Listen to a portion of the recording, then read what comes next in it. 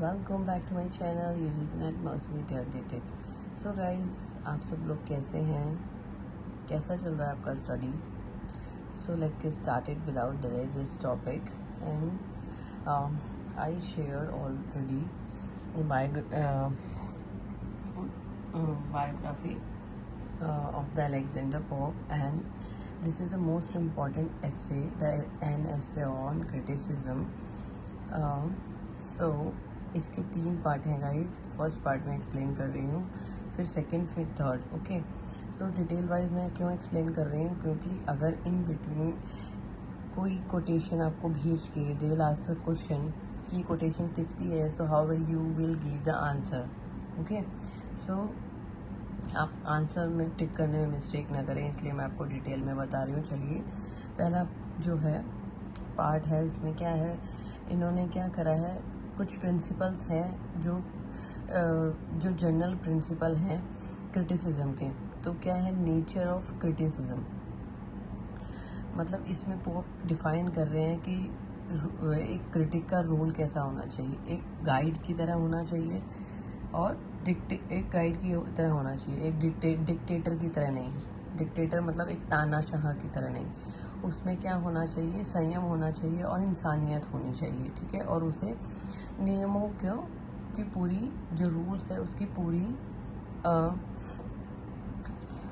समझ होनी चाहिए। ओके, चलिए अब देखते हैं आगे कि वो क्या कह रहे हैं इसमें। वो कह रहे हैं कि लिखना ज़्यादा कठिन है कि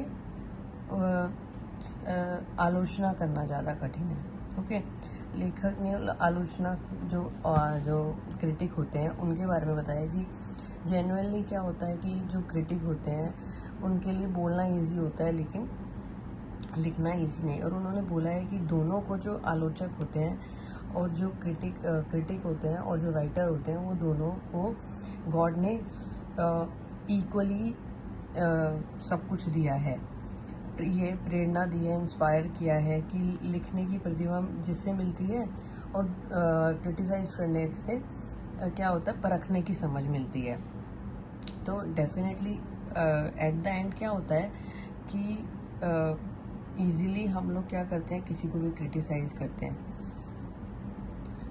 जैसे कि आलोचकों की गलतियाँ कवि की गलतियों से, राइटर की गलतियों से ज़्यादा होती है, क्योंकि वह आलोचना करने के चक्कर में क्या करता है, पूरी रचना का मीनिंग ही बदल देता है। ओके, तो एट द एंड वो क्या कहना चाहते हैं कि वो ये कहना चाहते हैं कि जो क्रिटिसाइज करता है उसको ज़्यादा ध्यान रखना पड़ता है अकॉर्डिंग टू राइटर। ओके, चलिए आगे देखते हैं। ये पैराग्राफ देखिए आगे, इसको देखिए। But of the two less dangerous is the offence of tire our patience than mislead our sense. दोनों अपराधों में कम खतरनाक अपराध हमारे धैर्य को परखना होता है, थकाना होता है, ठीक है, इसकी बजाय हमारी समझ को गुमराह करना। मतलब इजीली हमें कोई भी कुछ भी बोल के क्या करता है, गुमराह कर देता है, ठीक है। और सम पीपल क्या होता है कि वो करते भी हैं ऐसे कि हो जाते किसी की बात में, किसी की बात से भी कि हाँ उसने ऐसा कहा तो मे बी उसको सब समझ है तो मे बी वो सही होगा, ऐसा नहीं होता है। So vast is art so narrow human wit, मतलब आर्ट क्या है, बहुत ज़्यादा वास्ट है, इतनी विशाल है, मानव की बुद्धि सीमित है। ओके, बुद्धि न केवल विशेष कलाओं तक सीमित है बल्कि अक्सर उन कलाओं के भी किसी एक छोटे से हिस्से को सिमेट सकती है। ओके, अब आगे है for the wit and judgment, मतलब बुद्धि और जजमेंट। देखिए, क्योंकि कल्पनाशील और बुद्धि और निर्णय लेना अक्सर आपस में लड़ते रहते हैं। आप समझ रहे हैं ये क्या कहना चाह रहे हैं कि बुद्धि क्या है, एक हालांकि बुद्धि क्या है, एक कल्पनाशीलता है, और निर्णय क्या है, एक विवेक।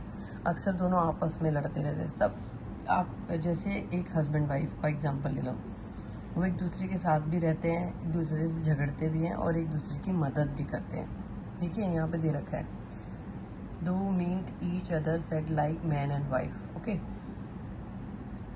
अब आगे देखते हैं। जैसे आप देखो कि कोई पुराना ग्रीक और रोमन जो राइटर्स हैं, एंशियंट राइटर हैं, चलिए मैं आगे नेक्स्ट वीडियो में पढ़ाती हूँ।